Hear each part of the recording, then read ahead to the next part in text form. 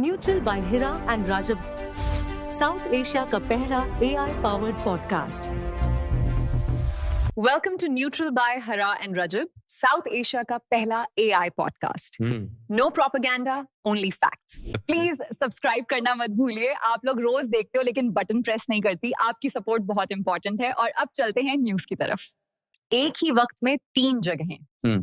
Tehran में सड़कें गरम और इंटरनेट बंद. वॉशिंगटन में मंगल 13 जनवरी की ब्रीफिंग की घड़ी चल रही है और तेल अवीव में हाई अलर्ट की सरगोशियां हैं. आज हम देखेंगे क्या हो रहा है, क्यों हो रहा है और आगे क्या हो सकता है. और वादा ये कि हम जज्बात कम, सबूत ज्यादा रखेंगे. क्योंकि ब्लैकआउट में कहानी आधी भी सच हो सकती है और दोगनी भी. रिपोर्ट्स के मुताबिक ईरान में मौजूदा एहतजाज 28 दिसंबर के बाद तेज हुआ. इब्तिदा में बात महंगाई और मुआशी दबाव से निकली, फिर हुकूमत मुखालिफ नारों तक पहुंची. एसोसिएटेड प्रेस के मुताबिक ईरानी रियाल की गिरावट और कीमतों के दबाव ने इस आग को भड़काया और फिर मुतालिबात सियासी रुख पर चले गए. इसी दौरान इंटरनेट और बाज़ जगह फोन लाइनें कई दिन मुतासिर रहीं, जिससे मालूमात की तस्दीक मुश्किल हो गई. इसीलिए हलाकतों और गिरफ्तारियों के नंबर मुख्तलिफ आ रहे हैं. रॉयटर्स और AP दोनों लिखते हैं कि एचराना जैसे नेटवर्क्स ने तकरीबन 500 के करीब हलाकतें और 10,000 से जायद गिरफ्तारियां रिपोर्ट की, मगर आजादाना तौर पर मुकम्मल तस्दीक मुश्किल है क्योंकि ब्लैकआउट जारी है. यानी सच ये है कि सूरत हाल संगीन है, मगर फाइनल नंबर कहना अभी जल्दी है. एक्सियोस के मुताबिक ट्रंप इंतजामिया ईरान के एहतजाज को सपोर्ट करने और रिजीम को कमजोर करने के लिए मुतादिद ऑप्शंस पर गौर कर रही है, मगर फैसला नहीं हुआ. यही बात अहम है. बातचीत चल रही है, हुक्म नहीं आया. रॉयटर्स के मुताबिक ट्रंप ने खुद कहा कि वो मंगल 13 जनवरी को सीनियर एडवाइजर्स के साथ ईरान पर ऑप्शंस पर बात करेंगे और उनके अल्फाज में वेरी स्ट्रॉन्ग ऑप्शंस ज़ीरे नजर हैं. इसी रिपोर्ट में यह भी आया कि ट्रंप ने इशारा दिया ईरान मुज़ाकरात चाहता है और एक मुमकिन मुलाकात सेटअप हो रही है, मगर साथ ही उन्होंने कहा कि हालात देखकर मीटिंग से पहले एक्शन भी हो सकता है. और अब वो फहरिस्त जिस पर सबकी नजर है. रॉयटर्स ने वॉल स्ट्रीट जर्नल की रिपोर्ट का हवाला देते हुए बताया कि ज़ेरे गौर ऑप्शंस में मखसूस मिलिट्री स्ट्राइक्स, खफी साइबर ऑपरेशंस, मजीद पाबंदियां और ऑनलाइन हुकूमत मुखालिफ आवाजों को बढ़ावा शामिल हो सकते हैं. साइबर को आसान रखें.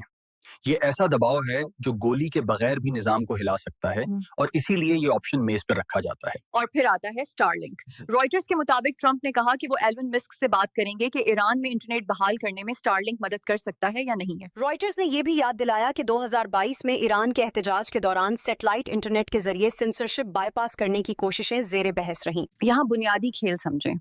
ईरान कंट्रोल चाहता है, अमेरिका एक मुमकिन कार्ड कनेक्ट का देख रहा है. टाइम्स ऑफ इजराइल और रॉयटर्स की रिपोर्ट्स में कहा गया कि अगर अमेरिका मुदाखलत की तरफ बढ़ा तो इसराइल हाई अलर्ट पर है. वजह सीधी है, अगर ईरान ने जवाब दिया तो उसकी जिद इसराइल और खत्ते में अमरीकी तंसीबात दोनों पर आ सकती है. और नेतन्याहू का सियासी पैगाम भी सामने आया. जेरूसलम पोस्ट के मुताबिक उन्होंने ईरानी अवाम की आज़ादी और इंसाफ की जदोजहद की हिमायत की. एक न्यूज़ फीड में उनके बयान के हवाले से ये लाइन भी रिपोर्ट हुई कि जब वो दिन आएगा इसराइल और ईरान दोबारा पार्टनर्स बन सकते हैं. ये उम्मीद भी है और वाज़ेह सिमत भी. ईरान की तरफ से सबसे सख्त वार्निंग पार्लियामेंट स्पीकर के बयान में है.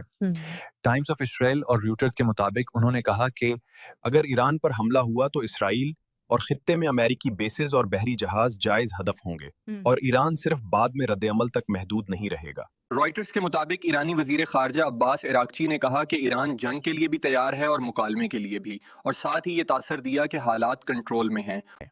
AP और गार्डियन के मुताबिक ईरानी क़यादत बार बार इल्ज़ाम देती है कि अमेरिका और इसराइल इंतशार फैला रहे हैं, जबकि अंदर से क्रैकडाउन और सख्त कानूनी कार्रवाई की बातें भी सामने आती हैं.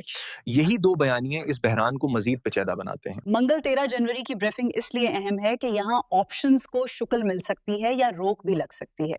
लेकिन एक हकीकत याद रखें, ब्लैकआउट, जंगी ज़बान और सियासत, इन तीनों में गलत फहमी बहुत जल्द बढ़ती है. टाइम्स ऑफ इजराइल की एक रिपोर्ट के मुताबिक अमेरिकी फौज ने मुबीना तौर पर ट्रंप को कहा कि फौरी स्ट्राइक्स के लिए उन्हें मजीद वक्त चाहिए ताकि खत्ते में दिफा और नफरी मजबूत हो. यानी अमेरिका सिर्फ हमले की नहीं, अपने दिफा की भी प्लानिंग कर रहा है, खास तौर पर इस खदशे के साथ कि ईरान खत्ते में मौजूद अमेरिकी अड्डों या इसराइल को निशाना बना सकता है.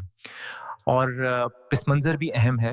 رائٹرز کے مطابق ایران اور اسرائیل کے درمیان جون 2025 میں 12 روزہ فضائی جنگ ہوئی تھی اور اسی یاد کے سائے میں آج ہر دھمکی زیادہ بھاری لگتی ہے. اسی لیے ایک محدود قدم بھی چین ری ایکشن چلا سکتا ہے. قدم، جواب، پھر جواب، پھر جواب، اور پھر خبر بحران بن جاتی ہے. ایک، ایران کا انٹرنیٹ بلیک آؤٹ معلومات کی جنگ کو تیز کر رہا ہے، اسی لیے اسٹارلنک کا ذکر بڑھا. 2، اسرائیلی ہائی الرٹ اور سیکیورٹی کنسلٹیشنز بتاتے ہیں کہ وہ ممکنہ رد عمل کو سنجیدہ لے رہے ہیں. 3، ٹرمپ کا لہجہ آزادی کی حمایت اور اسٹرانگ آپشنز کے درمیان ہے اور یہی اگلا موڑ بن سکتا ہے.